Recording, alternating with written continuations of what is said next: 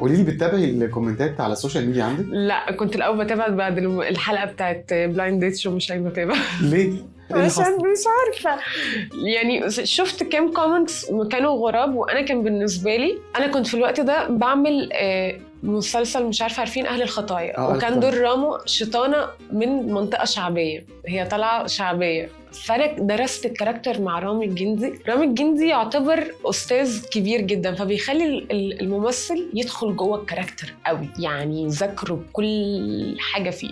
فكانت شخصيه رامي مأثره عليا شويه يعني كنت حاسه ان انا ايه يعني اللي هو فكه شويه يعني عايزي يعني وما اعرفش ايه. فلما اتعاملت بطبيعتي وقت التصوير وكان وقت البرنامج في نفس الوقت حسيت ان الناس ما كانتش متقبله وكلمه رقاصه او ايه المشكله لو انا رقاصه يعني. انا كنت قبليها لو بتفرجوا على الحلقه بقول بتاخر في الشغل ليه انت رقاصه. قلت له لا مش رقاصه بس ليه يعني طب لو رقاصه بقى هتقول لي ايه بلعب وعايزه. خدوها بقى ان انا رقاصه وان انا طب على فكره ما عملتش حاجه.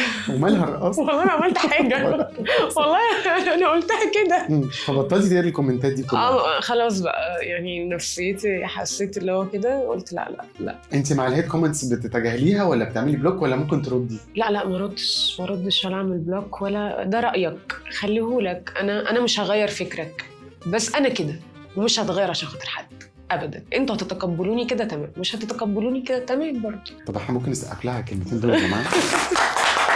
برافو عليكي.